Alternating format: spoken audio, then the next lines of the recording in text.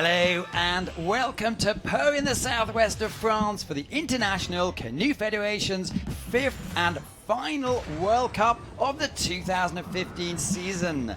290 athletes from 50 nations are competing on the now famous Pau Whitewater course. Today we're going to be following course side, because we're live, two classes, starting off with the women's kayak singles, that's the K1, and then onto the C2, which of course is the men. We've had the semi-finals this morning, lots of excitement, a little bit of drama, and we're here to follow it with you. I'm Matthew Layton, and today my special guest, former K1 world champion Jasmin Schomburg from Germany, and with her K1 and extreme champion paddler Mike Dawson from New Zealand. Hello.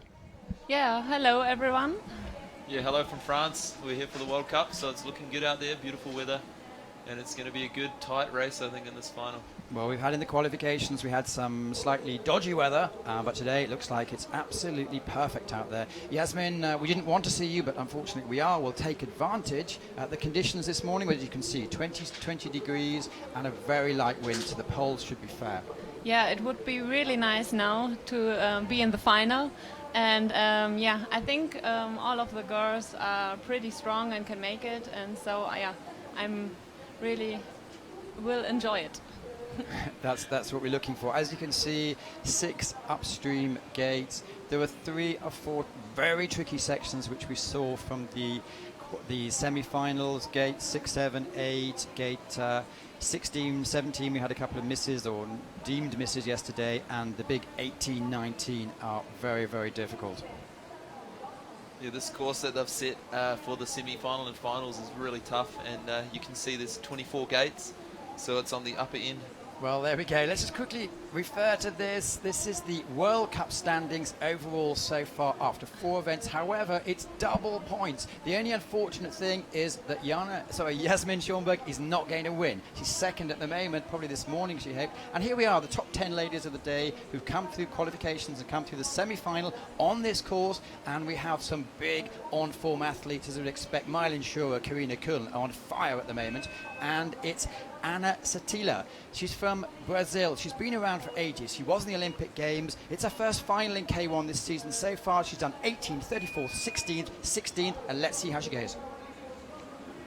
Yeah, the young Brazilian paddler, she's making a good start on these first 3 gates. They're quite tight, and the water there is really shallow and really fast, so it can get away on you quickly.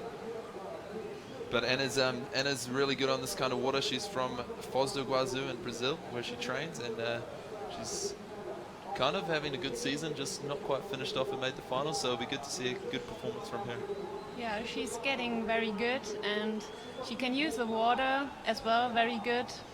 Her boat is every time going down and going forward. It looks very, very strong, so let's see what happened. Well, she's coming just in front of us now in our commentary position. The interesting thing about gates 11 and 12 is 11 is lower down than 12. Is this a big challenge? Yeah, it's tough here because the water is so strong. Oh, you see that she's just turned too early and not got her head inside the gate, and shows you how tricky that combination is. So she's going to pick up a 50-second penalty and be out of contention. Well, the graphics have been a bit advanced this season. You can see on your screen, you can see the gate number, which is 12 in black, and unfortunately the 50 in red, which means she's missed a gate.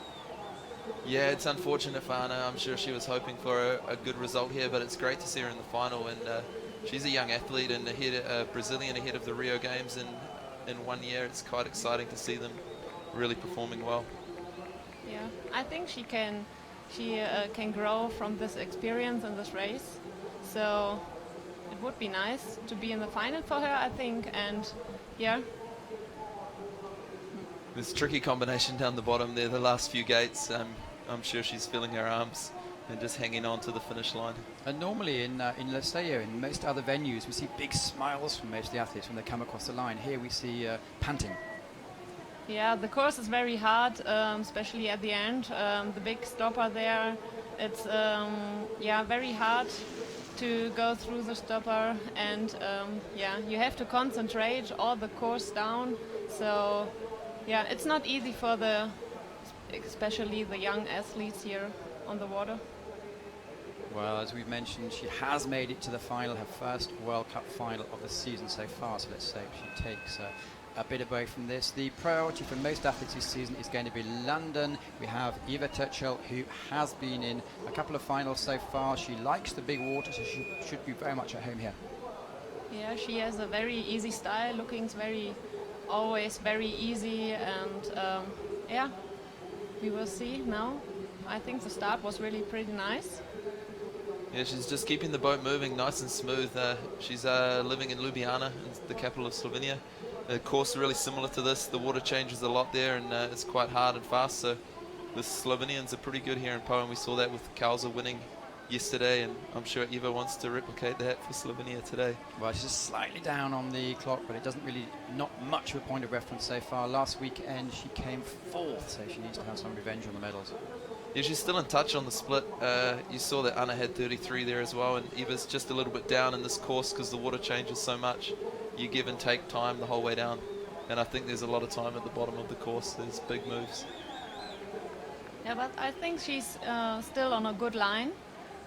She always pushes her boat forward and looks very great till now.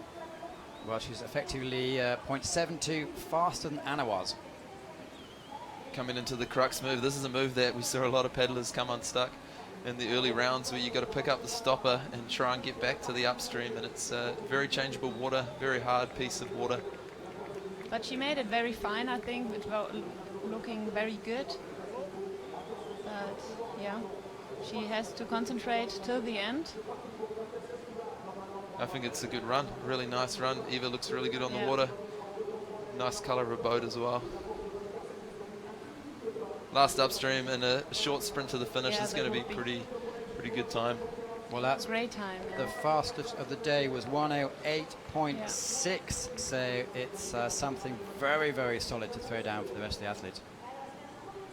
In the semi-finals, there were 6 of the 10 athletes went clear. 1:08.6 was the fastest in the semi-final, and she's just done a 1:09.08, so well in contention. That could be a medal winning run. She'll be stoked with that. Next to go, Katerina Kudyova, who's now been on the scene quite a few years. She was always a great hope, and now she's turned into a great athlete. Let's see how she performs today.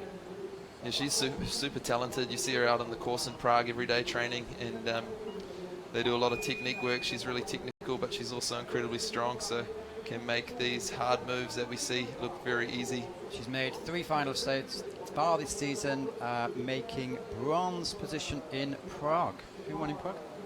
Yeah, me. Yeah, but now let's concentrate on the race again. Yeah, she's paddling very nice, getting the wave into the next upstream. Little problems, maybe a little bit too deep, but I think if she will go... Well, she's very much in touch on the split. 0.7 off the fastest split, but there's still a long way to go, and there is so much time at the bottom of this course, so I guess if they save a bit of energy at the top, they'll be good at the bottom. Yeah, she turns very fast and jump over the stopper. That was good to take some more speed for the flat part. I think it's very important to jump above the stopper, not to lose the speed. A little bit deep, but I think it's okay for the next gate. We've seen a 2-second penalty come up on the downstream above the stopper under the bridge. Yeah, that was really nice. Very close in the upstream gate, I think.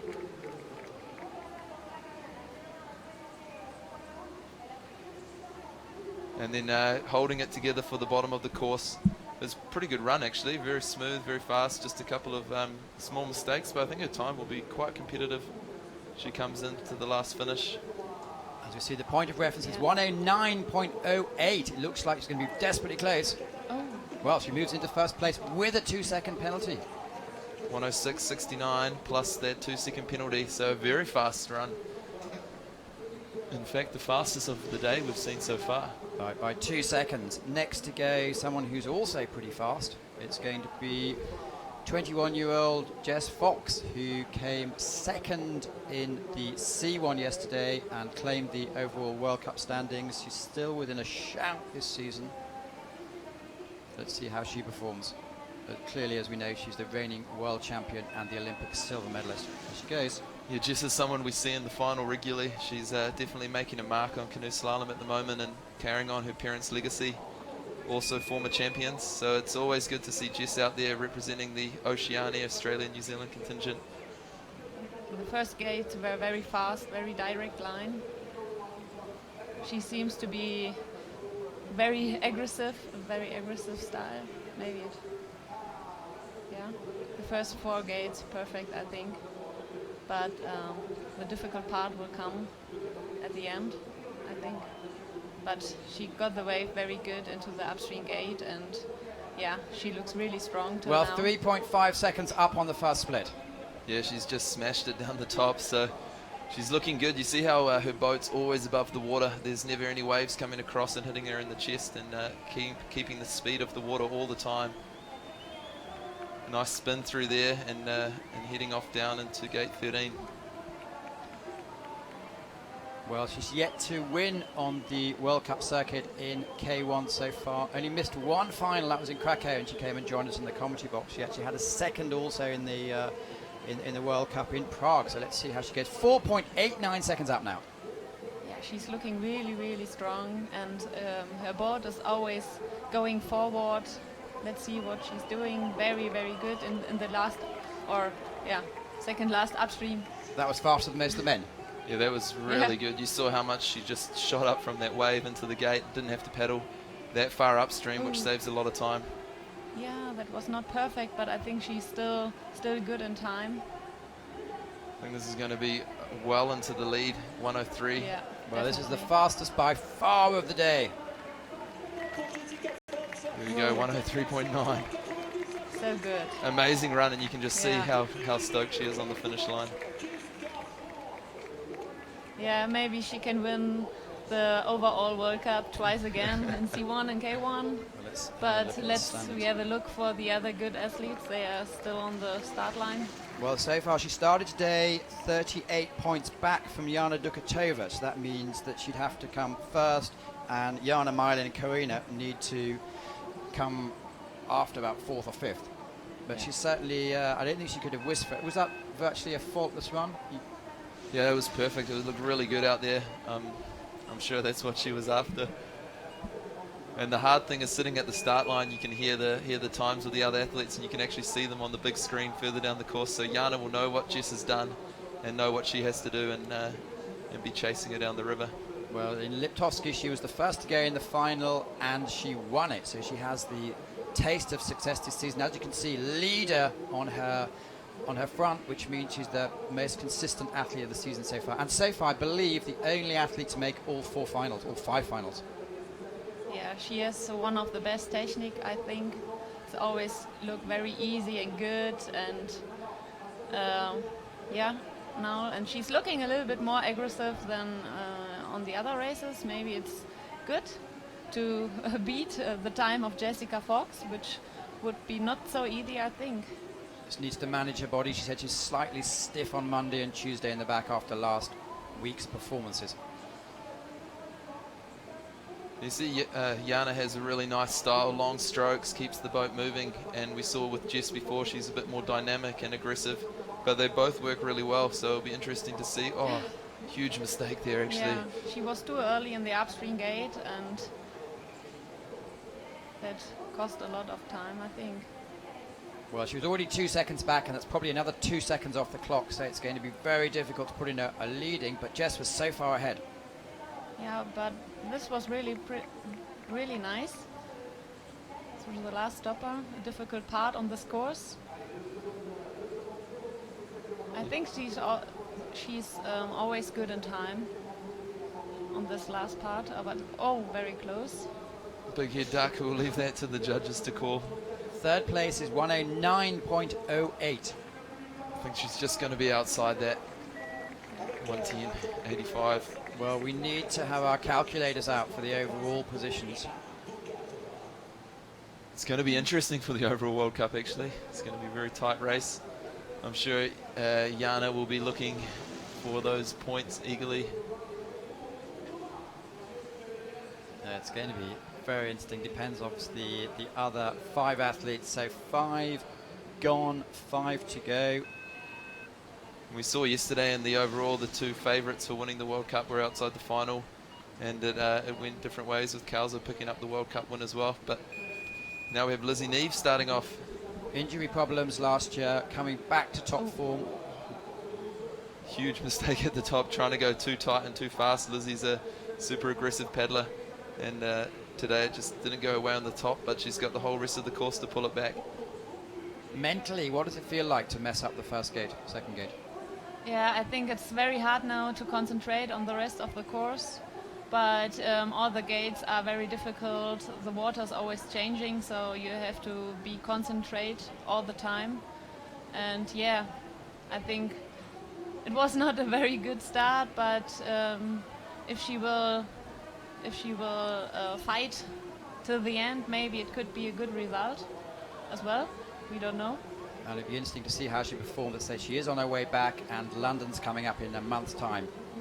She'll be one of the big contenders for the World Championships in London, spending so much time there training, and I guess she's focusing on that after this race, so I'm sure she's looking for a good result here. Yeah, now you can see she lost a lot of time on the first part on the course, and it's very hard with such good other athletes in the category, yeah, to stay on the top. And when you make a big mistake at the top, sometimes you start searching for little seconds and trying to go too tight or too hard on the gates, and it just keeps falling away from you, and you lose more and more seconds. But Lizzie's definitely determined, and she's paddling all the way to the finish as hard as she can.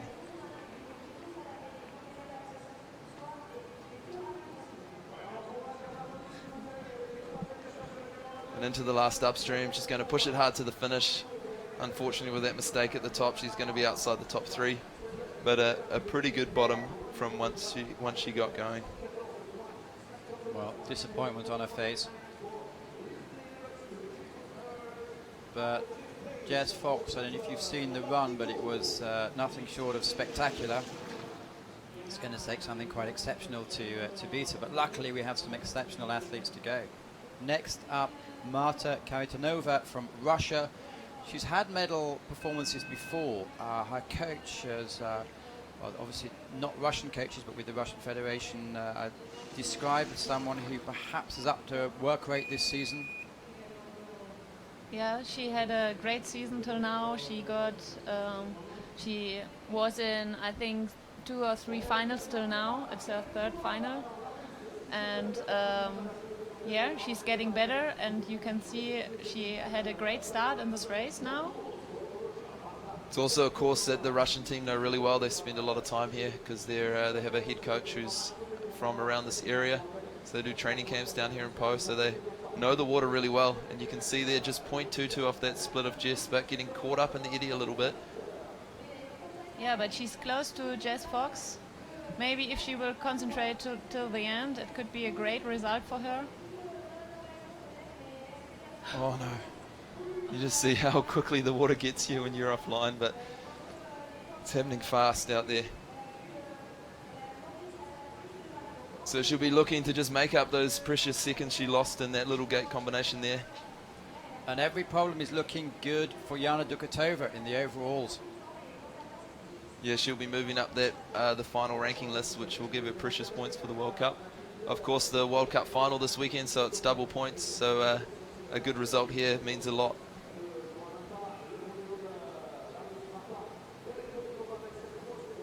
Into the crux move, 18-19, trying to pick up that curler and get into the upstream high.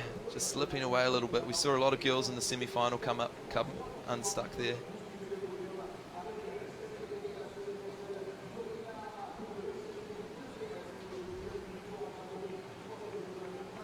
An Olympian. I'm looking down, I think it's a staggering 7 or 8 of the girls in this 10 were in the Olympic final in 2012.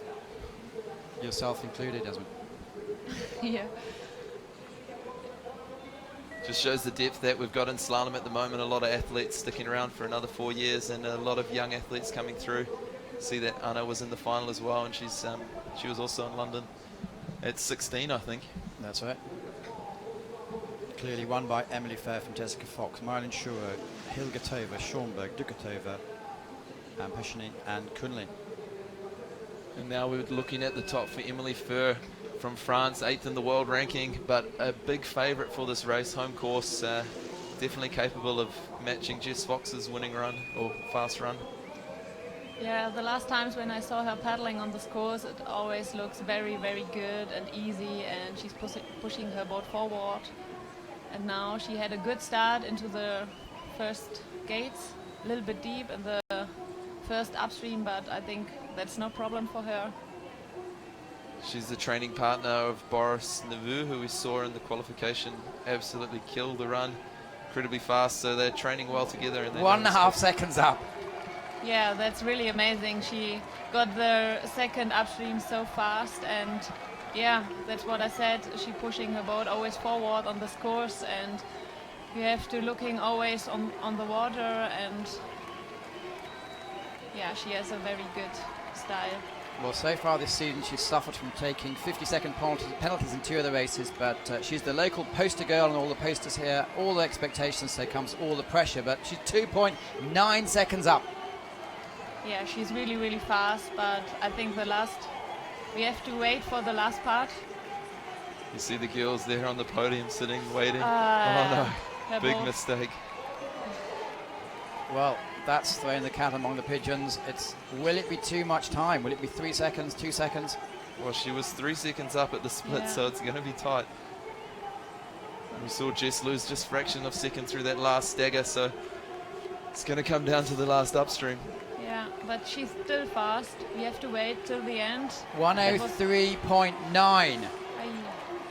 Now this is Maybe going to she can hurt. make it. Oh, into first Oh, place. Moves Wow, into what a first run. place. That was amazing, With amazing that run. big mistake made. Big smile from Boris Nevu, who's sitting about a metre from me doing some commentary and absolutely delighted with his training partner. Yeah, big thumbs up from Boris, yeah. Just shows her class. Emily able to pull back after such a big mistake in the bottom of the course. It just And hold shows how fast potentially she could have been. Yeah, and it Could have been shows 100 seconds, shows isn't what the last 2 girls on the start list can potentially do. Marilyn and Karina both capable of throwing down good runs. Karina, as we saw, won last weekend. Apparently it's the first time in a long time she's been without any health problems for a bit of a run, and let's see how she goes. Yeah, she's really strong, really physical paddler, and also quite technical. Oh, touch. That was not a good start into the race, but maybe she can paddle the last gates better. And Well, we saw that Emily had a big mistake down the bottom and still did a 103, and Karina has a touch at the top, so it can hold it all together. A few years ago, Karina actually beat a lot of the guys in the race here, so she knows this course well, very fast. But she's 5 seconds off the pace. yeah, that was not a good start, but she's really strong. She can make it maybe till the end, that she has to concentrate now on the other gates. Maybe it could be a good result for the overall World Cup at the end. So it's good to fight till the final finish line. And she's pushing through the middle section. Nice stagger offset on the hole. Coming in really tight on that upstream. But she's dropped back a little bit more. It's all going to be about 2nd and 3rd place. Currently she's 4th in the World Cup standings, and she is 16 points behind Jana Dukatova. So I think that's probably about 2 or 3 places. Yeah, with double points today, if she's ahead of Jana, it's going to be tight for who gets the overall World Cup championship. Well, we know that Emily Fair has a medal. These are the last 2 athletes to go, coming live from Po. Mike Dawson, Yasmin Schornberg in the box with us, and it's a case of she needs to fight for the bronze medal is 108, silver medal is 103.9. Yeah, but what is still a good run. But yeah, she's not very satisfied, I think. But A big heart. yeah, Sharing a bit of love with everybody out there. Well, we have the 2 medalists just congratulating each other. Is it going to be... 0.37 of a second separating those 2. I think, yeah, she was really, really fast and would be faster if this not happened on the first gates. So her pure time was, yes, just a second slower than Emily Fair. Mile Inshuro can beat most of the men on her day. She's having an incredible season. She's just on form. And Yeah, she always have 2 medals. She got a second silver in SEO and silver in Liptovsky, and now she had a good start into the run. Yeah, very nice start. Keep the boat moving through those first 3 gates. If into she the wins, upstream. if she wins today, she will go top, and that's without a World Cup. It shows how strong she is. Yeah, I think she's had a medal in all the World Cups she's been in. Yeah, first, second. Losing a bit of time there, just getting not quite in as high as she'd like, as we saw Emily get in there, and that's a big time loss. 3 seconds down. She made a very easy mistake, gate 19 last week in Seya, which cost her the victory. Yeah, otherwise she would win the race. I think she was really, really strong on her course in SEO. But now I think she got a touch in 12. Yeah. That could be Effectively very puts her close. 5 seconds back. You will see at the next split, you see those seconds ticking up. She's she's a long way down now. I don't think she's going to be able to pull this back at the bottom for the win, but she can definitely hold on for a top 5. Makes it extremely tight with the mathematics. 8 seconds back. It's too much. The first 3, I think they really had really good times.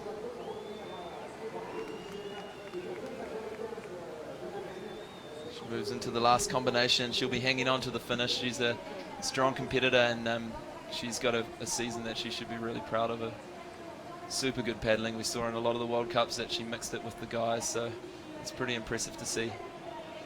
And clearly she knows how to perform on the London water. Yeah, she'll be one to watch in London in 4 weeks' Well, time. moves into 7th place. So today we have Emily Fair, Olympic gold medalist, Poe gold medalist, Jessica Fox, Olympic silver medalist, Poe silver medalist, Karina Kunle, who messed up her run completely in the Olympics, as coming 3rd. Yeah, it's a wicked finish for the girls. We saw some awesome paddling out there, some great runs, very fast times, even with small errors. So it's awesome to see the girls performing so well on such a hard course and mixing it up and having such a tight race. Very good conclusion, Jasmine. You'd much prefer to be on the water, but hopefully you enjoyed yourself today. Yeah, it was another experience. Maybe next time I will be in the final again. But congratulations to all the winners today. They were really good, looking good, and I enjoyed to watch the race. Well, I think we'll let you go. Thank you so much for coming in. Hopefully we don't see you again in the nicest possible way. And we're going to let you go, and it's going to be one of the resident presenters here. It's Robin Jeffrey from Australia. So now we can do some quick calculations and see who won the overall World Cup from the women's category. Mike was a trading student, so it's good luck to you. Good luck to you there. Well, yesterday we had the pens out and we're just smashing out the numbers, trying to figure out who was in the top 3, and today we're doing the same thing. But I think Jana might still be in the mix. Jess is going to move up a few, and Karina as well. So I think that'd be our top 3 for the overall World Cup. Good day. G'day, how's it going? Good. You've been bankside watching the C2, so expecting some really good analysis in the next half hour. So you've been with us for the last few minutes watching this. What are your thoughts so far? Oh, just an incredible final. I thought Jess Fox had it sewn up with that amazing run. I was thinking he was almost Tony Essonga-esque from 2012, and then Emily Fair just pulls it out and has an absolute stonker up the top. Little mistake down the bottom, but still flying. I thought it was going to be maybe a repeat of the Olympics, but great to see and have this crowd cheering their home champion all the way down to the course. Well, it shows the pedigree, because Fair, Fox and Kunle are all past world champions. Yeah, definitely counts for a lot, and the experience that those 3 showed on this tricky water that's moving around all the time, just incredible. And they're significantly faster than the C2 so far, but they're significantly faster than the times they put forward in the semis. They're 5 seconds faster than the actual top semis. Let's switch our attention now. We're going to have to break off in a minute when we give you the official results, but let's switch our attention to the C2s. It's not going the planned way for the Hochschorners. They've won 3 Olympic golds. It's not looking too good so far. I'm still in shock, actually, from when they missed gate 3. They went for it direct, a really hard move in the C2 today. And just... I'm just going to break you off one second. We have the results here. There can always be appeals, which we saw yesterday. Emily Fair takes the gold. Jessica Fox takes the silver. Karina Kunle takes the bronze for Austria. The appealing situation here, I'm not saying there's going to be one, but anyone can appeal against anything. And that's why, unfortunately, it's not a perfect science, but that's the sport. We like to keep it fair in the end. Doesn't always work, but they try the best. World Cup standings after... So Yasmin took the championship today. She was just in the commentary box before, nervously looking at the results. That's not correct. Yana Dukatova was given no points then today. Yeah, that is not correct. No. So, please, you could do better. If Yasmin was still here, she'd be delighted, but don't spend your money yet, because I don't think that's correct. No. Anyway, let's move on. The C2 men, what are we going to have to look at now? As I said, super tough course, and for the C2s, there's a big difference between the back rights and the back left. So the guys who are paddling on the back right, you can see Gautier Klaus kicking them off. Jane, in fact, there's a lot of back rights in this crew, but here we have the World Cup standings, and Klaus Pesch leading that World Cup standing, so they're looking to retain that leadership. And here are the order that they're going in today. It was really nerve-biting stuff right at the end, because Klaus Pesch were in 10th position, Florence and Hounslow were on the course, and suddenly, inexplicably, they managed to miss gate 9 and it all fell apart. So we do have 1, 2, 3, 4 French teams in the final, which is good for France, a bit of a shame for everyone else. Yeah, who says local knowledge counts for nothing? It's a massive advantage here in Po. And I'm sure they'll be using every ounce of that knowledge to help them get down the course. We saw in the girls there was a big step up, Mike. Do you reckon we'll see the same in the C2? Yeah, I think that these guys are all very experienced competitors, and when it comes to finals racing, they're all going to step up. And with Klaus Pesch in 10th place, the local boys, nothing to lose. They're going to be on fire, and they're going to be looking to throw down a really good run and impress the home crowd that they've got here. So. And we're not looking for too many mistakes. The only team who had any mistakes at all, a 2-second penalty, were... No, I'm wrong. All 10 had no penalties. Klaus Pesch, they know how to perform under pressure. They know... I think they probably wanted as much as anyone else. Let's see how they go. The World Cup leaders heading into the start of the course they know so well. And they're going for the spin. I think we'll see all the back right crews definitely going for the spin there. Just a safe option. Saving a bit of energy for the bottom of the course, which is where I think the race is going to be won or lost. These guys have such a good attitude on the water. They're super positive guys, and probably looking for a really nice run on their home course. They had all the teams around for a barbecue earlier in the week and welcomed them to Po. So it'll be cool to see them do really well. You can see Gautier Klaus, his body position and movement in the front of the boat is so key to their performance. He's always moving his weight forward or backwards depending on whether they need the weight to be on the front or the back. So you see here, he'll just keep the front light so the boat spins really nice and lightly, and they're away, really good spin, but they're getting hit by those big stoppers there. You can see the boat slowing down, and that hurts, especially at the bottom of the course. That re-acceleration really can hurt you physically and not just on the time. These obviously not full-time athletes. From I think it's October till February they work in the SNCF, that's the National Train Service in Paris. So it's good to see that you don't have to be full-time to peak in this sport. Yeah, here we go, Kraken, game changer, and they just got caught, I thought, there a little bit in the nose in the downstream flow, but they managed to hold it.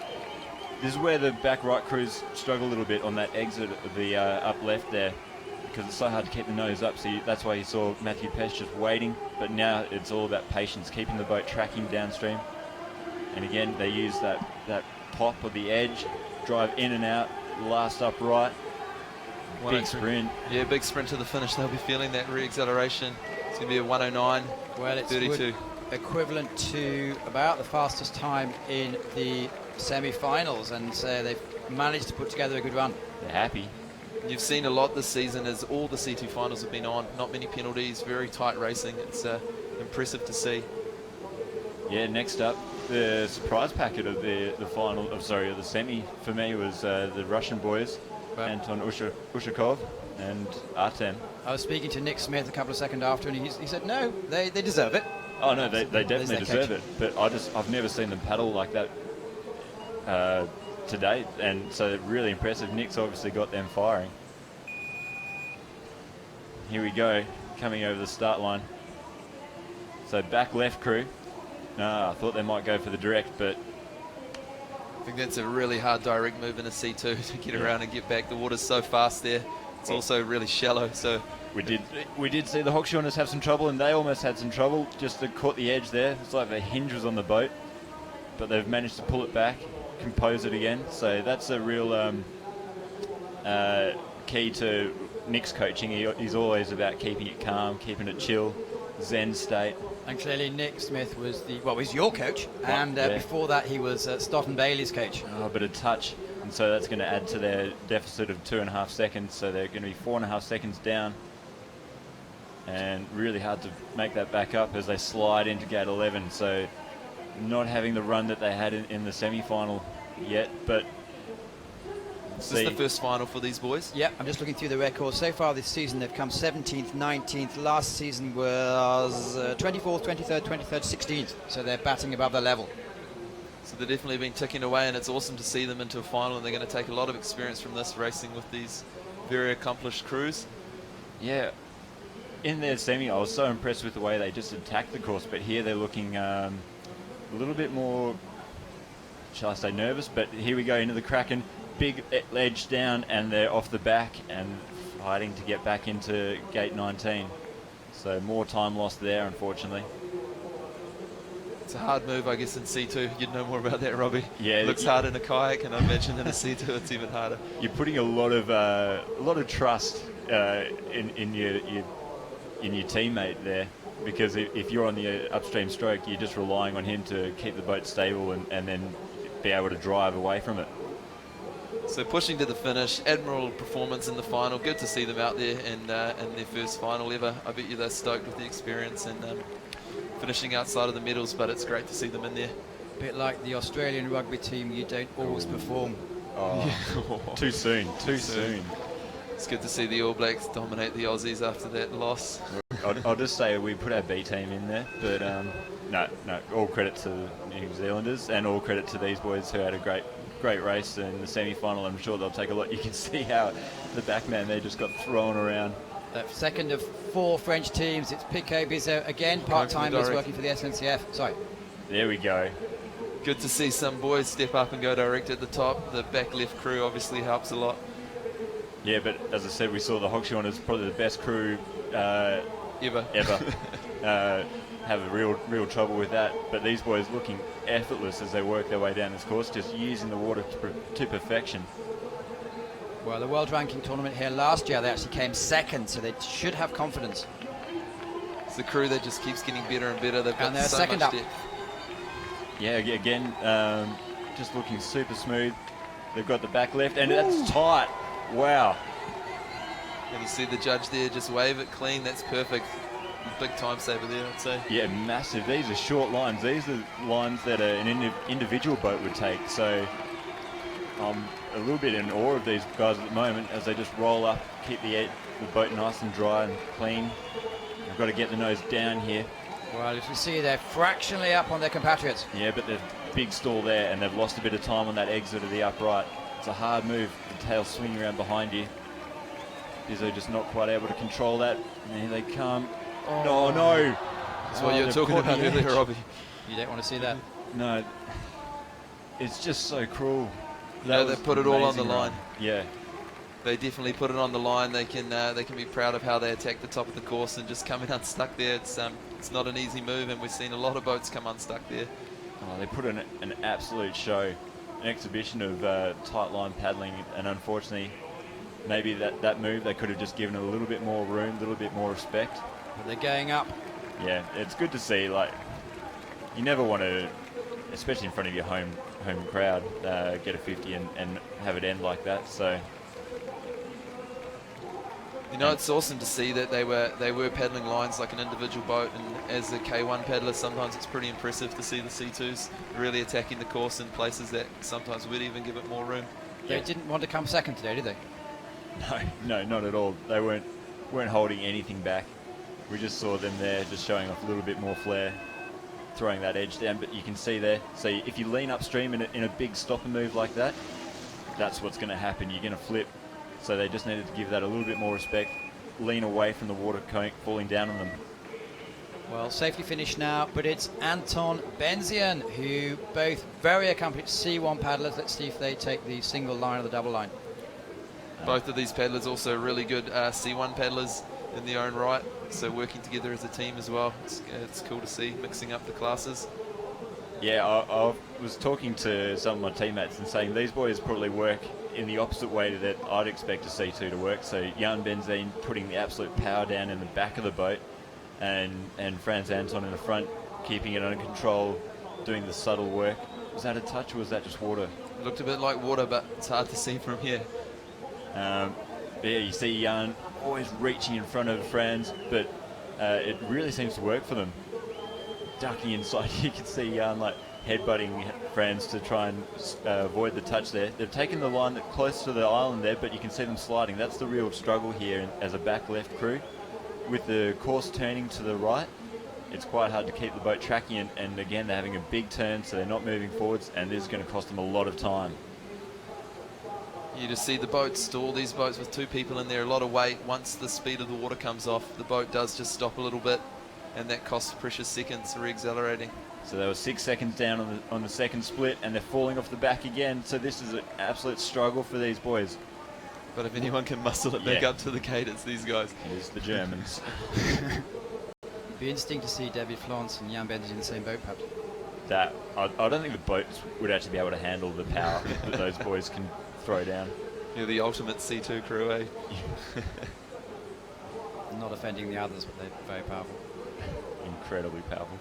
There they go. Well, it's not the gold winning, but it's difficult today. Yeah, super hard course in C2. So we could see some big gaps between the crews today. Yeah, none of these crews you see going off the start are holding back and going for safe, solid runs. They're all pushing it, trying to take the gold medal rather than the middle placings. Yeah, all very experienced crews. They know how much that the double points is worth today as well. So they're going absolute hell for leather. Bozic and Taliat, who made their first final together last weekend. They're the reigning world champions. Yeah, these guys are impressive. They're one of the crews I love to watch. They just look so cool on the water. Also very athletic guys. No way, back right crew going direct. That was huge. Just incredible. So that's such a hard move because all the water's going in the opposite direction. The guy in the front, it's really hard to turn the boat in the front. So that's so impressive. I saw them do it in the semi-final, but it looked risky, but they've done it again. Using the wave, I thought they were falling off there, but they've managed to hold it, punting off the rocks and keeping the boat moving. So will that direct help them in time? Well, they're only a second off the pace. It's rodeo stuff today. Yeah, they're on the edge, like Mike said. They're going for the win no matter what. You know, these are the defending world champions from Deep Creek last year, so they know what it takes, and I'm sure they're not here for second place. And also here to London Worlds, they're going to be wanting to defend their title. Oh, check that out. Bit of rodeo. And this is why I love to watch these guys so much, that you never quite know what's going to happen. Do they? Yeah, they know exactly what they're doing. You can see, again, Luka Bozic in the front of the boat. The way he moves his boat just keeps the boat nice and light and dry. And so he's moving forwards and backwards, always allowing the boat to turn and then accelerate in the right places. But they've picked up a touch in gate 16. I didn't see it, and they're almost in. And they were only 0.34 down on that last split, so well in contention. And re-accelerate again, and a big turn for the back right crew, using the edge to stop the turn. But it's a big advantage to be back right crew into this last up right here, because you can really push in off that upstream stroke and get away. Sorry. No, after you explain it, well, I was just going to say they're out of the gold. The silver medal at the moment is 119. Oh, they're definitely inside that 1:13.09 with that 2-second penalty. So solid run. I think that without the touch, they'd definitely be in the medals, but we've got some incredible crews still to come. The Scantor cousins coming up next. It's interesting for them clearly because they're in their internal battle. Jan Benjamin seems to be doing incredibly well in the C1. C2, we saw Batik and Kuchera, the only team from Slovakia, make the finals last week. The Hochschorners are not, well, they're making it difficult for themselves, aren't they? Yeah, it's a real surprise, and they're going to have to fight really hard to make the Olympic selection. But here we go. Let's see if the Scantors can even the ledger against Kuchera, Batik, or even go ahead on their well, point they completely system. dominated the World Cup last season. Yeah, haven't had the season, the same kind of season this year, but they're still ranked second, and they're an amazing crew, opting to go for the spin option up the top, and they're fighting the water. They're not using that wave, but they're in high. So let's see what they're like on that first split. It's taking a couple of big water hits there, which is slowing the boat down, but very physical crew, these guys, eh? They're very strong. Yeah. Quite dynamic on the water. Normally they use the water a lot better than they have so far. That was a textbook up left there for a back right crew. You can see just driving in, keeping the boat tracking all the way in, and then keeping the speed on the way out. So we're coming through very solid middle section, but that time loss at the top is going to make it hard for them to challenge Klaus Pesch. Well, they've dropped back another half second. Yeah, they were sitting pretty down the bottom there, Klaus Pesch, in that last view. But here we come, Kraken. This is a move, the make or break move, it seems like so far in the final. Falling off the back again, so these guys just running a little bit too much speed into that move and not using the wave. So it's a fine line between racing as fast as you can and taking yourself out of position on this water. Yeah, you can see the water surging so much from side to side that you got to read and run and adapt your race plan as you come down. Yeah, I know for my run, I had a vague plan, but apart from that, you just have to look up and see what's happening in front of you. And I think these boys were a little bit too locked into their plan. But it's hard to be so open in a C2 because you've got two people working together, and that's tough. But still, that's a big step forward in their Olympic selection. Which is why the best of 5, it's last week, it's next week, it's London, and it goes on if it has to. And then on to the test event in Rio in November. And then European champs next year in Liptovsky. It's going to be a good selection in all classes actually for the Slovaks. They've got a lot of top caliber athletes, and they've opted to have their selection early, which is kind of interesting, but they seem to know how to win Olympic medals. Yeah. Well, 2012, which is the last World Cup we had on this channel, was the winners, Labourel and Peschier. Another back right crew going for the direct, and they just sneak in. I don't know how they did that. It was a bit of a magician act, that one, by Nico Peschier. He's not a small bloke in the back either, so... But he has probably the best view of all back paddlers. Yeah, he can see what's coming at him because Pierre Labourel is the smallest guy in the front of a C2. I think he weighs about 50 kilos, maybe a bit more, but he's super powerful for such a little guy. It's not the size of the dog. No. See how well, Nico half a second can off. throw this boat around there with him in the front. It's very cool to see. You can hear the crowd really getting behind these two, but they've got a touch. Bow just lifting up into the inside pole on gate 11. They'll drive across, great spin there. Pierre just leaning back, avoiding the touch. And they keep it pretty dry through gate 13. That's the joy of having a 55 kilo paddler in the front. Yeah. Certainly jealous. Kynan weighed a lot more than that. Ethan not as much as Kynan, but no, these boys are looking good. And they know this course so well as well. They're the fastest pure time so far. Yeah, you can see them just push in a little bit deeper into the up 16 there to keep the boat running. And they've taken that speed off that I was talking about, and you can see it's paying off dividends here because that is the best up 19 we've seen out of all the C2 so far this run. Well, Klaus Pesch are going to be sweating at the finish line. Yeah, it's going to come down. I think it's going to be French 1-2 if the boys hold it together. Oh, but they're sideways, they're sliding around. This is going to cost them a lot of time down the bottom here.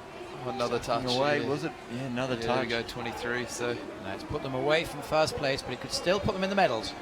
Very fast run though. It just changes so quick. I thought they were on an absolute blinder, and so did they by the looks of it. just let it go in that last gate. See disappointment on their faces. Big crowd turned out. We're looking out the commentary window. There's a few thousand people sitting around here checking out the action. City of Poe's really getting behind this event, which is awesome to see. Good fans. Got the Worlds here in 2017, so they're really building towards that. And yeah, you go, there's that little magician act that Nico Pescier pulled off at the top. Just such a small touch. You see how the boat kind of launched up there. And Well, even without touches, there were 7/100ths of a second off the first place. Now we have the first of two very dynamic Czech teams to go forward. Yeah, these Kasper Sindler, my favourite C2 crew at the moment. I saw them in Australia a couple of years ago for the Under-23 World Champs and just dominated, absolutely dominated, and they've held that form all the way through for the last 2 years. See, they're looking super smooth, so they decided to go for the spin option at the top, and so far, from what we've seen in the split times, the first split times, hasn't really hurt the guys who've gone spin.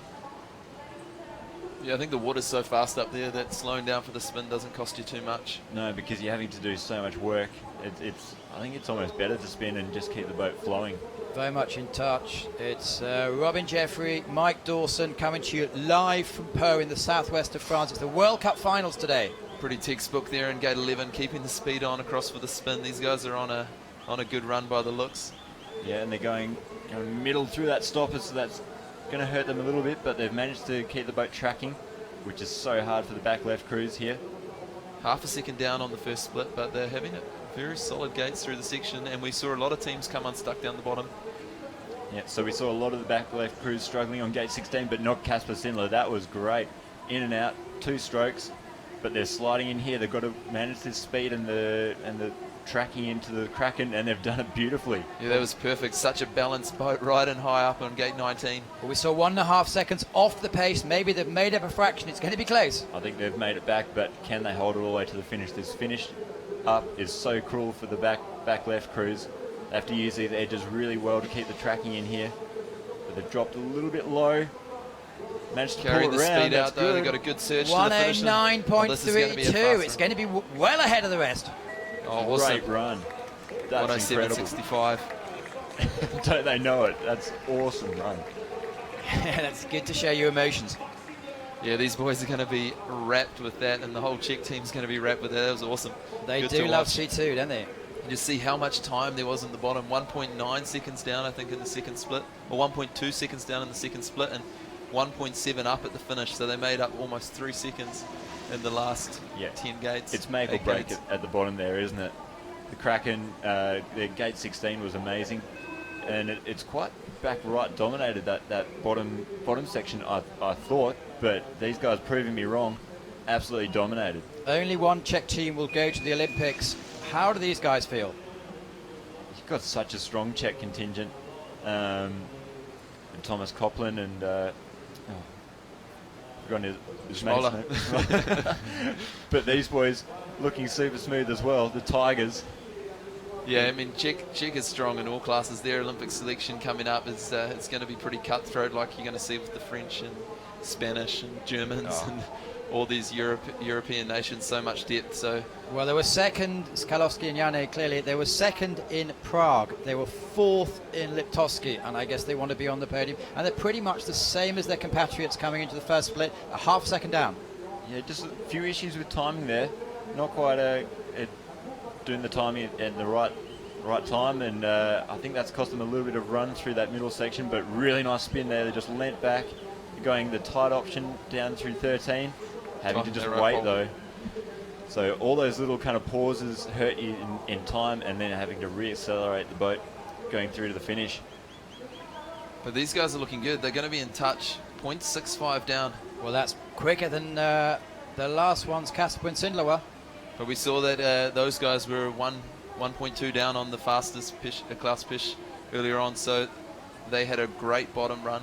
Yeah, you can see there how much they really controlled the speed into that big stop and move, the Kraken, and it's just paid dividends, because we saw some of the earlier crews in the final just charging through there and flying off the back of it. So I think they've held their own there. I'm not sure it was quite as quick as Kasper Sindler, but let's see. It's going to be tight. So 102 into the No, last upright. they're not going to be as quick as the others. Second place is 109. Third place is Outside that as 112. They're going to drop into third place. They're still happy with that. You know, it was a good, solid performance in the final, and I think they can take something away from there ahead of London. It looks like they'd have preferred that Casper and Sindler were behind them. Yeah, but those guys had an incredible run. I mean, when you watch a run like that, you just get a good feeling. So Yeah, you have to enjoy it no matter who it is. And Well, we do have a Frenchie in the medal position, but the youngsters, Prangent and Cavella, who, for my money, I was watching them, they had the biggest following and the biggest cheer of the day. yeah, I think for sure. And you can see why with the way they were paddling. Just crisp, smooth lines, whole way down, just boat just flowing everywhere. 22 years old, fourth of 4 French teams to come down. yeah, it's impressive to see 4 French teams in the final. It just shows how well they know this course, but also how talented they are. These boys have made light work of the top gates, carrying the speed, opting for the spin. Here, we haven't seen any C2 go direct there. I think it'd be near impossible. Me and Kynan tried that direct a couple of times when we were paddling here before the games, and it didn't end up well. But these boys know how to charge through here. They're fast, they're up on the clock. 0.75 up, moving into the bottom of the course, slotting into gate 11, carrying that speed round. They're looking good, sharp. Eve going for the little crossbow, pulling nose down. So they've got to keep the boat light through here, but they get hit by that stopper. But it's not too bad. It's not the end of the world. They've got time up their sleeve. Yeah, again, little crossbow just holding the boat, but they're sliding out there, and they've lost some They of consolidated, the they're time. 1.6 up now. All right, don't listen to me. They're flying. 1.6 up their sleeves coming into the bottom of the course, so they know this so well. Speed. Control the speed down. No, they haven't. Oh, they have. They've Water got it back. recovery. Water recovery. Ridiculous. Up on edge, like 90-degree angle to the water. I can't believe that they're still upright. Excitement out there, mate, keeping us on our toes in the commentary box. I'm sure the boys on the middle podium right now are on the edge of their seats. But they're sliding in here. So this is where we saw Nico Pescia and Pierre Lavarelle lose so much time, but they managed to hold it. It's all They're about gonna be energy. outside that 107, but they're going to be on the Slow middle. exit. In second place is 109. Casper Sindler have it. So third place, 109.88, and they're stoked. I think Well, that's their first medal. They've made it onto the podium. So far this season, we've seen 22nd, 15th, 17th. They're looking at their stats. They did a world ranking and they've come second before, but this is, I think this is their best ever result. And a good result at home in front of the home crowd. But Czech crew, Kasper Spindler in first place, awesome to see. Klaus Pesch, the local favourites as well, in second. Yeah, I'd say Klaus Pesch probably have the World Cup wrapped up with that result as well. Well, we'll go back to the... They were but leading. I think you're right, yeah. They were leading going into the final. Here we go, here's the replay, and you can see the boat right up on edge there. That's just incredible work by the two boys to keep it upright, and then not only that, to keep it driving into up 19. Oh, sorry if I yelled a little bit loud, I'm just a little bit excited. Yes, Yeah, Klaus. check that out, ultra slow-mo replay. Well done. I think they got fully upside down. They should have just gone for the kickflip. Yeah. Pulling some style moves. I'm giving them 10 out of 10. And to recover from that and finish the run off as well. I mean, think of the adrenaline rushing through their veins. See the crowd there, the home crowd down to watch the athletes, and they've been given a show. A lot of French competitors on the podium. Yeah, getting ready to celebrate now. Young Kiwi Finn Butcher there, checking out the action. There's a big difference, isn't there, between when a Frenchie wins and when he doesn't. They don't like the Frenchies coming second. The audience are going to have lunch now. Well, here we go. This shows us the results of today. Casper Sindler, gold. Klaus Pesch, silver. And Prangent Cavella, bronze. So 2 French on the podium, which I suppose 2 out of 4 is good. Would they have signed for it before? Probably not. But Casper and Sindler were the most spectacular and the biggest show of joy. So see those top 5 spots, clean runs again. Well, here we go. Yeah, I think this is correct this time. Klaus Pesch take the World Cup standings with 306 points. Casper Sindler second, Karlowski and Jane third. And so we have Poland, Slovenia, Germany, France, Slovakia and France making up the numbers. And the Hochschorners are not there. Florence and Hanslow are not there. Maybe from the start of the season, that would be really surprising. Yeah. Dave and Rich started a little bit slowly, but had a really good second half, I thought. It was just this race today that kind of pushed them outside that top 10, I think. Here we go. This is the World Cup standings for the women. And it's, I don't know who's won that. It's tie for first, Jana and Karina. Yeah, Jess Fox. Karina kindly won because she was ahead here. But that's what I've been told. Okay. I don't know why I didn't put her on top, but nothing's perfect.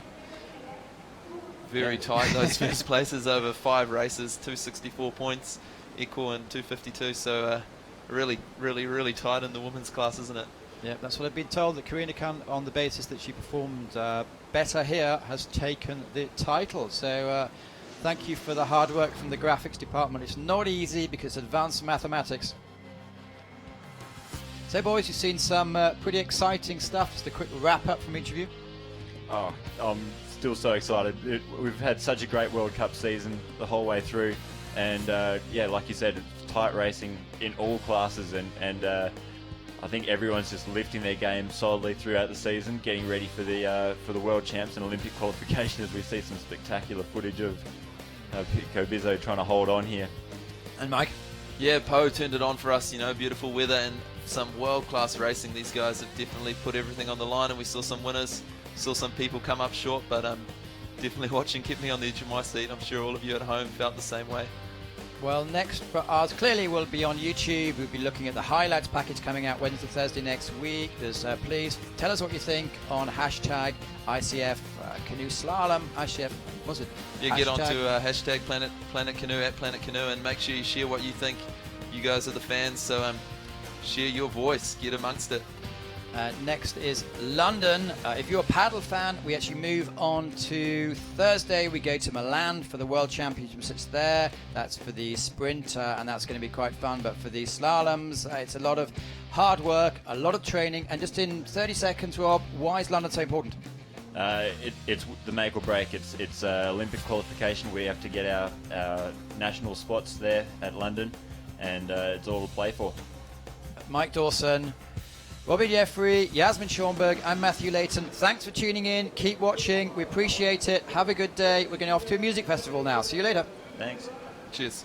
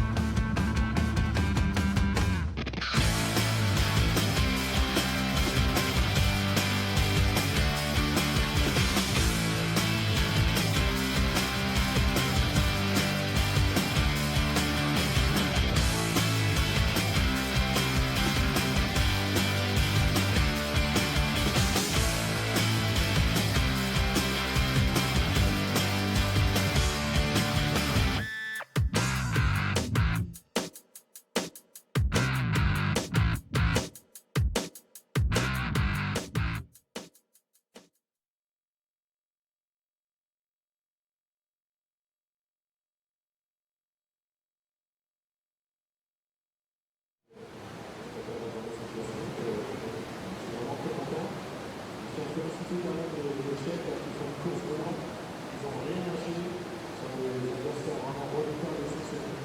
C'est vraiment une course qui a fait plaisir à regarder.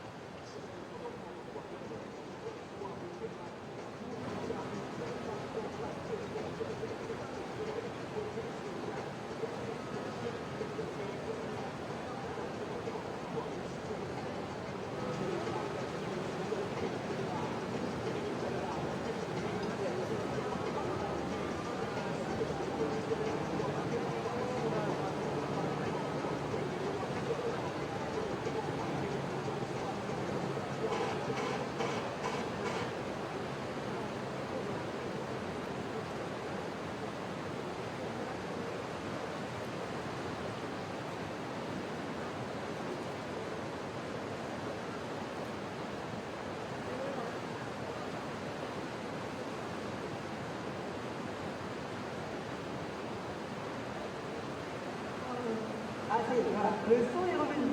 Donc là, on a le doc de l'équipe de France qui est avec nous. Donc il faut savoir que les équipes comme ça, quand elles bougent, elles sont suivies par des ostéos, mais aussi un médecin. Donc est-ce que tu peux nous expliquer un petit peu le rôle du médecin sur les stages, les conditions comme ceci? A priori, l'idéal c'est qu'on soit pareil. Et en fait, c'est un labo de compétition que je fais. On a suivi l'équipe du Liga. Il est toujours aussi bien avec ça pour les athlètes, parce que c'est vraiment en retard. Parce que dans les rapports, parce que c'est plaisir à nous. Notre programme est plutôt de gérer cette écriture d'avance saison, de les mettre dans les conditions idéales pour faire les rapports comme ils sont vendus. Mais travailler avec une équipe comme ça, c'est sympa. Comme les entraîneurs, les jeunes, le bon espoir. J'avoue que je faisais du sport de le guide, et j'ai trouvé là quelque chose d'assez sympa, parce qu'il y a encore cet esprit naturel. Je prends tout mon travail. On ne se rend pas compte du travail qu'ils ont, vous savez. Ils s'entraînent 2 fois par jour, quand il fait beau, quand il fait froid, quand il neige. Et tout ça pour faire passer une compétition dans la mer. Je crois qu'on peut applaudir les entraîneurs, et surtout les athlètes, et nous, on fait notre travail, mais nous aussi. Voilà. Je vais vous présenter Mikulas, donc je suis effectivement au quotidien sur les athlètes, parce que la plupart vont juste sur Pau. Et je viens également se déplacer sur les Coupes du Monde, les championnats du monde et les Jeux Olympiques. Voilà, je suis à Lyon, toi, ça. Alors comment tu te prépares Lyon? Je me suis mis au footing, depuis 6 mois. Je suis beaucoup mieux. Et je prépare Lyon les athlètes surtout. Ça reste une année difficile. Alors les sélections olympiques, je crois que c'est toujours très très dur parce qu'il y a qu'un athlète par catégorie. Donc à derrière eux, on va les aider. J'espère qu'on aura une belle réserve pour les derniers jeux. Voilà. Merci. Pour rebondir sur ce que je dis, effectivement, on aura les sélections olympiques qui se passent ici sur Pau à la fin du printemps. Merci beaucoup.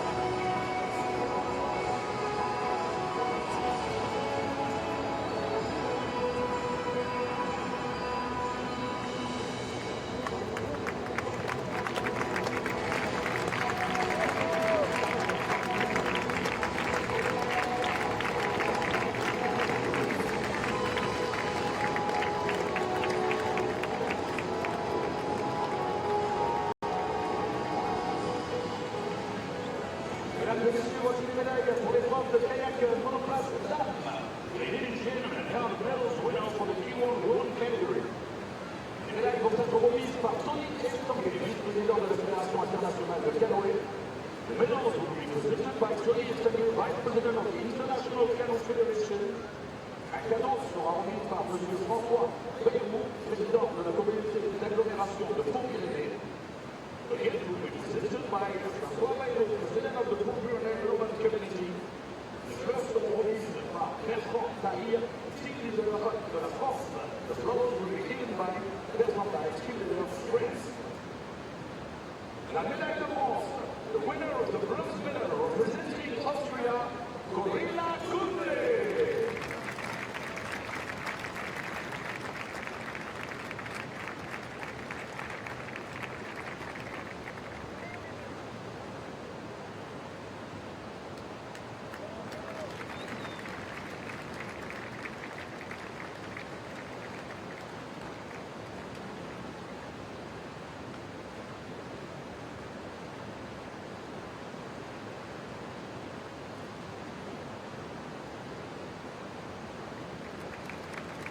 Médaille d'argent, winner of the silver medal, representing Australia, Jessica Fox.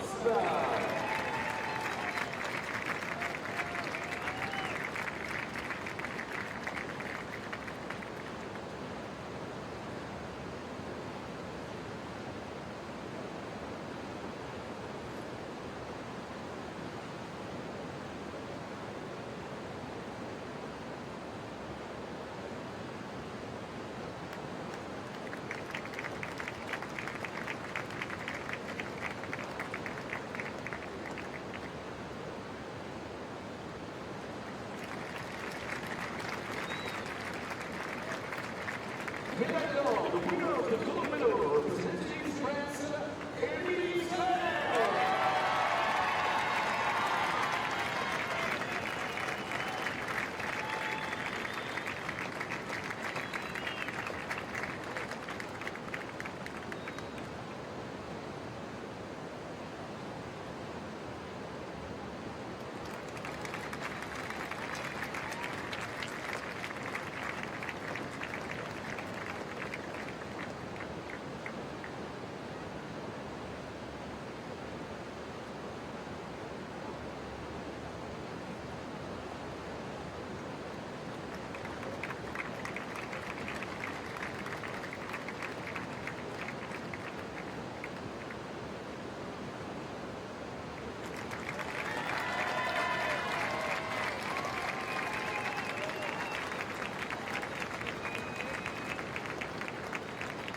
Ladies and gentlemen, the president for the National Museum, Madame, Mademoiselle, Monsieur, veuillez vous lever pour l'hymne national de la France.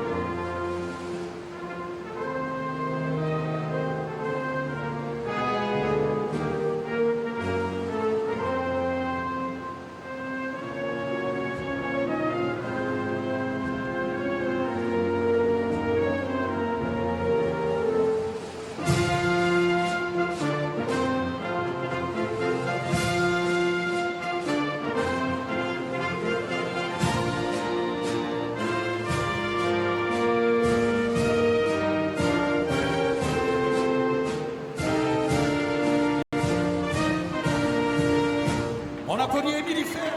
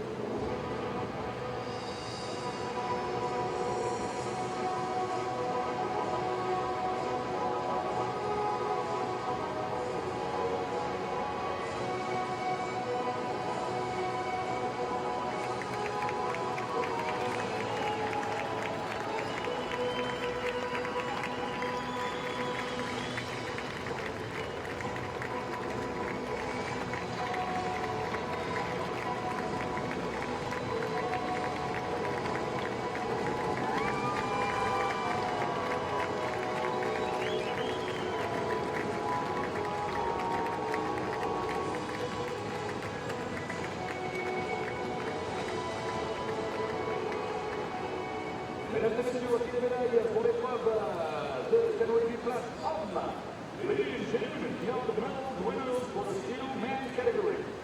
Les médailles seront remises par Jean-Michel Frodo, président de la commission de Slalom de la Fédération internationale de canoë. The medal will be presented by Jean-Michel Frodo, chairman of the Slalom Committee of the International Canoe Federation.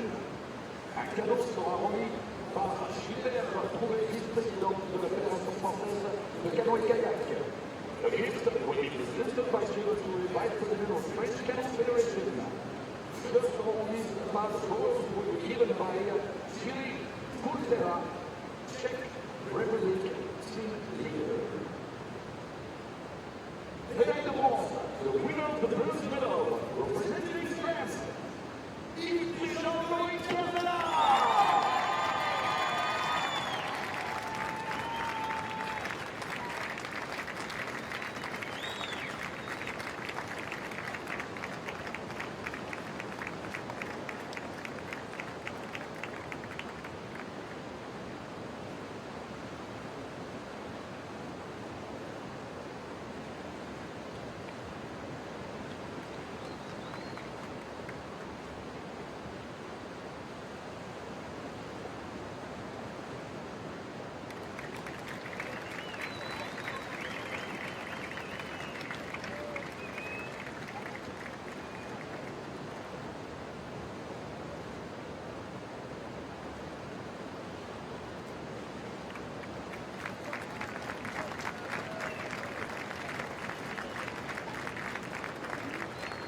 Médaille d'argent, the winner of the silver medal, representing France, Kostikos Mathieu.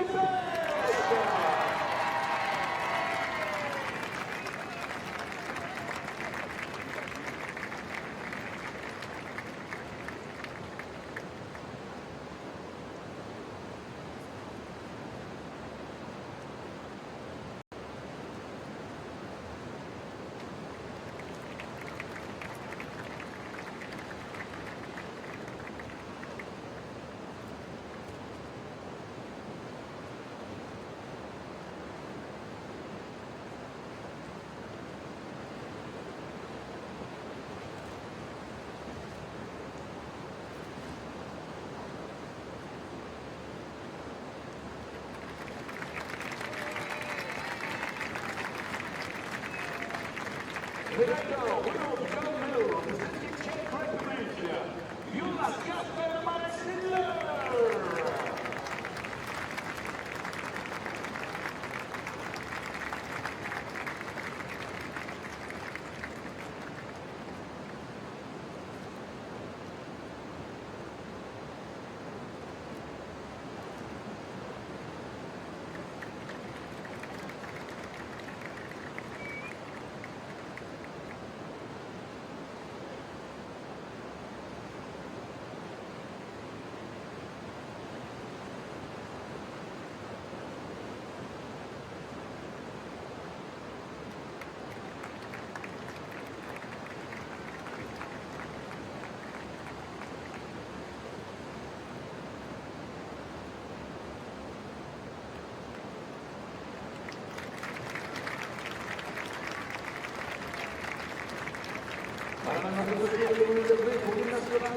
Ladies and gentlemen, please welcome National Anthem of Czech Republic.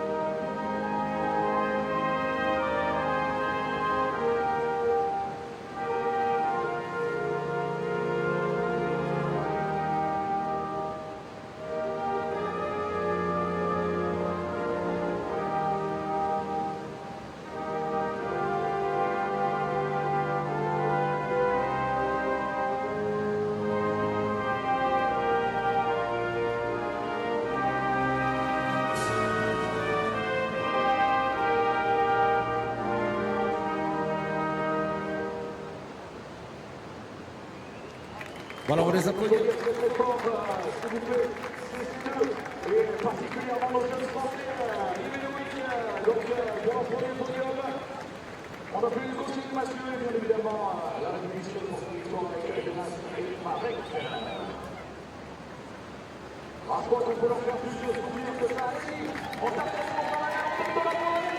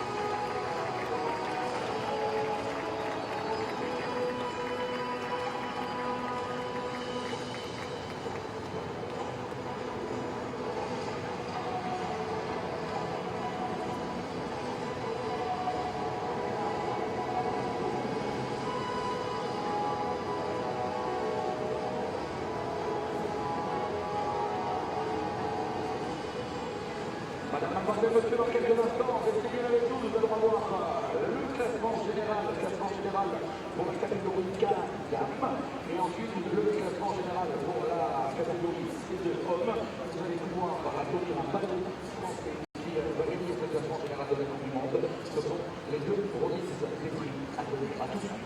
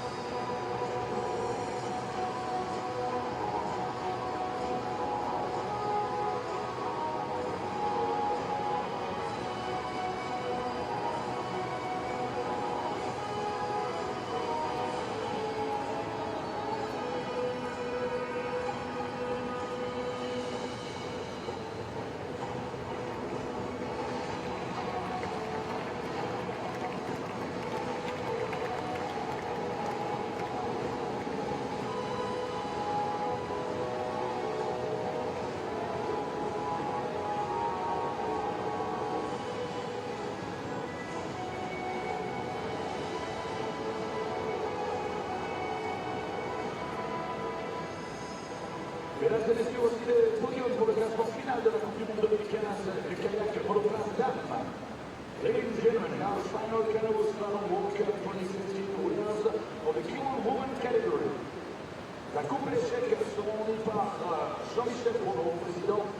commission Slalom de la Fédération internationale de canoë. The Cabinet Czechs will be visited by Joseph, chairman of the Slalom Committee of the International Canoe Federation. Un cadeau sera remis par Alain Rousset, président du Conseil régional d'Aquitaine. The gift will be presented by Alain Rousset, president of the Aquitaine Regional Council. Troisième de la Coupe du Monde 2015. Third of the 2015 Canoe Slalom World Cup, Jessica Foss, Australia.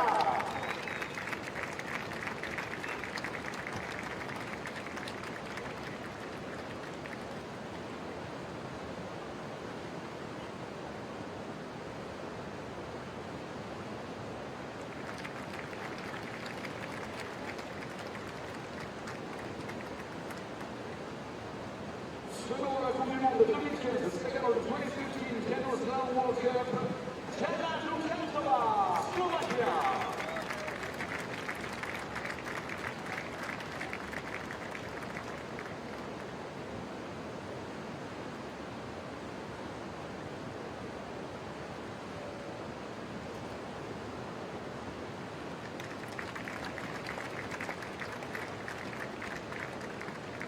Vainqueur de la Coupe du Monde 2015, winner of the 2015 Canoe Slalom World Cup, Corina Kudre, Austria.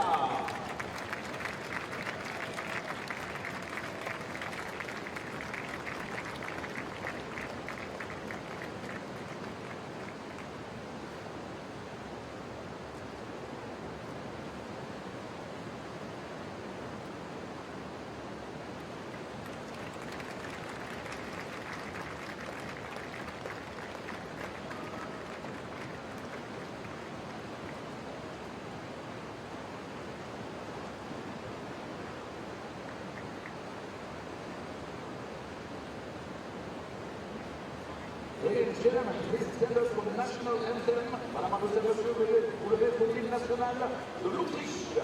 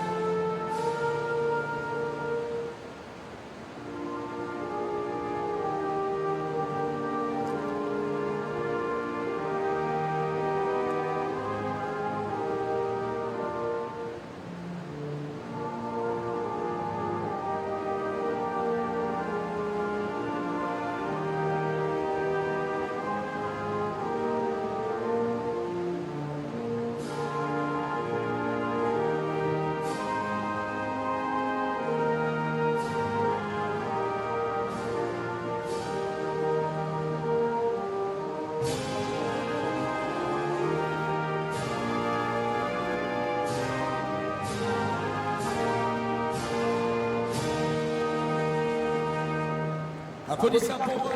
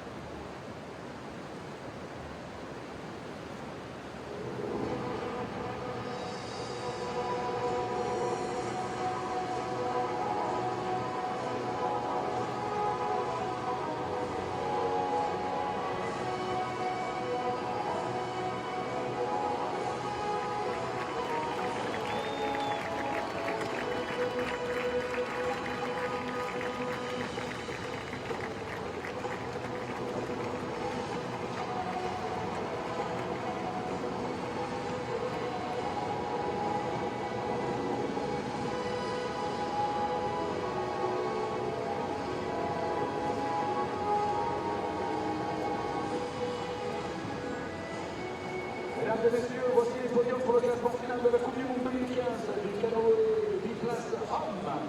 Ladies and gentlemen, here are the final canoe slalom World Cup competition winner of the C2M category. La Coupe des Czech sera remise par Tony Estanguet, vice-président de la Fédération internationale de canoë. The Cup des Czech will be presented by Tony Estanguet, vice-president of the International Canoe Federation. Un cadeau sera remis par M. Eric Sobat, maire adjoint de Pau. The gift will be presented by Eric Sobat, the Pau Deputy Mayor. Troisième de la Coupe du Monde 2015, World 2015 Canoe Slalom World Cup, from Czech Republic, on the Liptovsky, Jakubiane.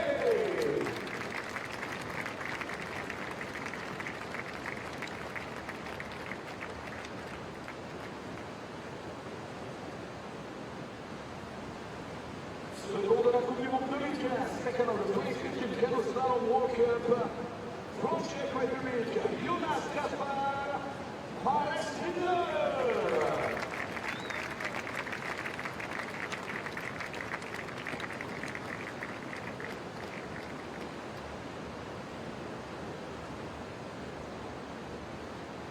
Vainqueur de la Coupe du Monde 2015, winner of the 2015 Canoe Slalom World Cup, from France, Liptovsky, Mikulas Mathieu.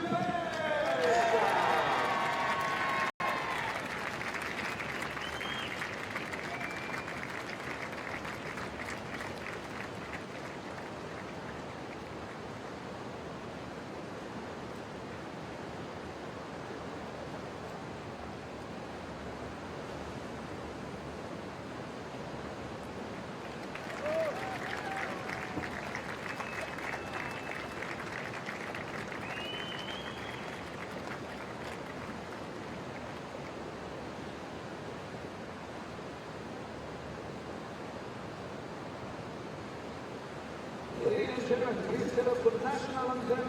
Mademoiselle, monsieur, vous levez la Marseillaise.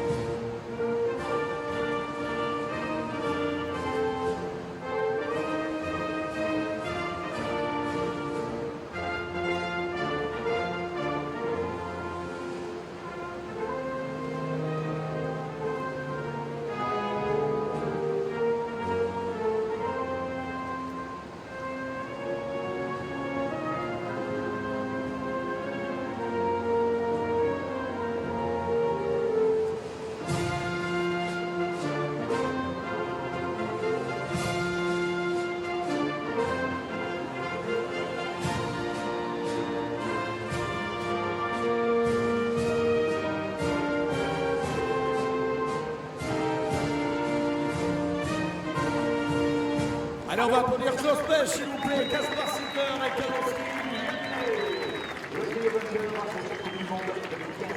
Bravo, messieurs.